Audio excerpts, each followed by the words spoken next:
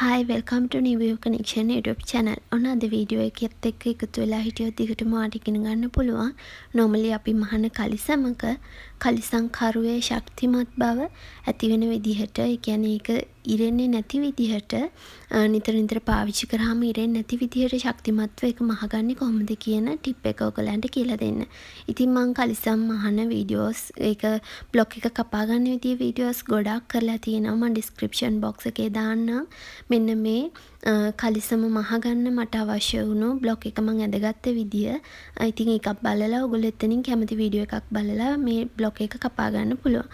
කපාගෙන ඉන් පස්සේ මෙන්න මේ විදිහට මම පිටුපස පළුව සහ ඉදිරිපස පළුව කියන එක සමාන මේ පිටුපස පළුව දෙක මම අරගත්තේ. මෙන්න මේ පිටුපස පළුව දෙකේ මේ කරුව පැත්තෙන් මෙන්න මේ විදිහට මම පහළට යනකම්ම මහගන්නවා. මහගෙන පුංචි තීරුවක් අඟල් භාගයක් විතර කොටසක් මම මෙන්න මේ හරහා මෙන්න මෙතනින් අවසන් ඉතිරි කර ගන්නවා. අඟල් භාගයක විතර කොටසක් මම දිගටම මහලා පුංචි කොටසක් ඉතිරි කර ගත්තා.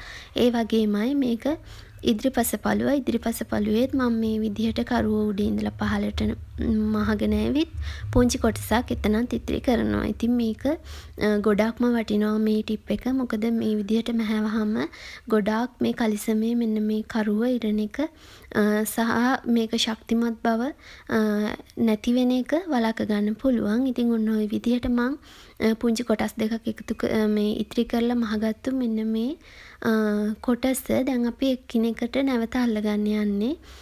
මෙතන අඟල් භාගය වගේ ප්‍රමාණයක් තමා මං මහන්නේ නැතුව ඉතිරි කරගත්තේ. ඉතින් මේ කොටස් දෙක ඉදිරිපස්ස සහ පිටුපස්ස විදිහට මේ විදිහට නැවත අපි දෙක එකට කරලා මහ ගන්නවනේ. අපි වෙනදට කරන්නේ සම්පූර්ණයෙන්ම දිගට මහගෙන මේ දෙක ওই විදිහට එකට තියලා මහ ගන්න එකනේ. ඉතින් මේ විදිහට ඕගොල්ලෝ කලින් මේ විදිය දන්නවා වෙන්න පුළුවන්. දන්නේ නැති කෙනෙක් නම් ඔන්න ඉතින් ඔයාටත් පුළුවන් මේ විදිහට මහ ගන්න.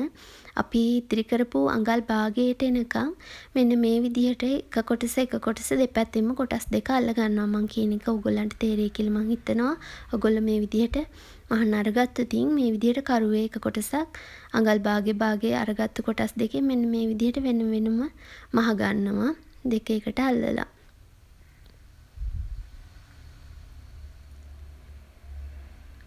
මේ බ්ලොග් එක ඔයගොල්ලෝ කපා ගන්න විදිය අපේ කලින් වීඩියෝස් තියෙනවා. කලිසමක් කපා ගන්න විදිය වීඩියෝස්. ඉතින් ඒ වගේ ඒකට ගිහින් ඔයගොල්ලන්ට මේ බ්ලොග් එක කපා ගන්න පුළුවන්. කොයි විදිහට කැපුවත් ඔයගොල්ලෝ කොයි ඩිසයින් එකේ කලිසමක් කැපුවත් මේ විදිහටම තමයි මහගන්න එන්නේ.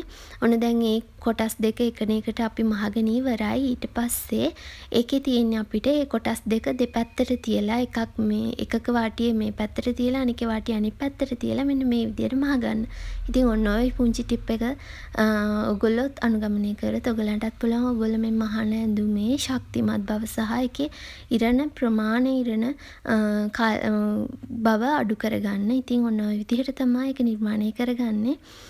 ඉන් පස්සේ අපිට තියෙන්නේ අදාළ කලිසමේ අංශ දෙක අල්ලගන්න. ඒ පළු දෙක එකට එකතු කරගන්න. දෙපැත්තෙන් අංශ දෙක එකතු කරලා ඉන් පස්සේ ඔයගලන්ට ඉලස්ටියක් හරි වෙස්ට් බෑන්ඩ් එකක් හරි දානවා නම් දාන්න පුළුවන්. එහෙම නැත්නම් මම මේ කරන විදිහට එක පැත්තක විතරක් අංශය මුට්ටු කරගෙන ඊට පස්සේ සම්පූර්ණ කොටසම මේ විදිහට දෙකට නමලා අපේ මේ වාටිය නමලා ඉහළ කොටසේ අපිට මේ ඉලාස්ටියක් යවන්න පුළුවන් තරමින් මේ විදිහට නවලා මහ ගන්නවා. මහගෙන මේ කොටස ඇතුලෙන් ඉලාස්ටිය යවලා ඉලාස්ටිය දෙපැත්තෙන් ටැප් කරගෙන ඉන් පස්සේ අංශය මහ ගන්නත් පුළුවන්. ඉතින් ඕගොල්ලන්ට කැමති විදිහකට මේක නිර්මාණය කරගන්න පුළුවන්. ගොඩක්ම හොඳයි ඕගොල්ලෝ මේක දෙපැත්තෙන්ම අංශ දෙක මහගෙන ඉන් පස්සේ මැද්දෙන් ඉලාස්ටිය යවනවා නම්.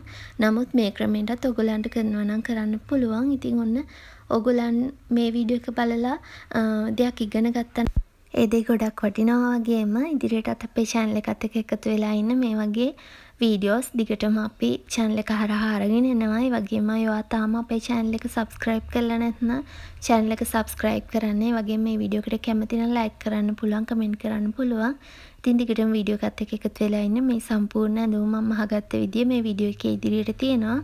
ඉතින් ඕගොල්ලෝ මේ ඇඳුම මහගන්න ඕගොල්ලන්ට අවශ්‍ය බ්ලොග් එක කපා ගන්න අවශ්‍ය නම් ඩිස්ක්‍රිප්ෂන් බොක්ස් එකේ මම දාන්නම් මම කලිසම සඳහා කපපු බ්ලොග් එක කපා ගන්න විදිහේ තියෙන වීඩියෝස් ටික. ඉතින් ඒක බලලා ඕගොල්ලන්ට පුළුවන් සම්පූර්ණ කලිසමක් නිර්මාණය කරගන්න. ඒ වගේමයි ඕගොල්ලෝ කලිසමක් බ්ලොග් එක කපා ගන්න දන්නව වුණත් මෙන්න මේ ටිප් එක ඕගොල්ලෝ තාම දන්නේ නැත්නම් ඉතින් ඒකත් ඕගොල්ලෝ කරලා බලන්න. ඒක ගොඩක් හොඳයි. ඉතින් ස්තුතියි අපේ වීඩියෝ එකත් එක්ක එකතු වෙලා ඉන්න දිගටම.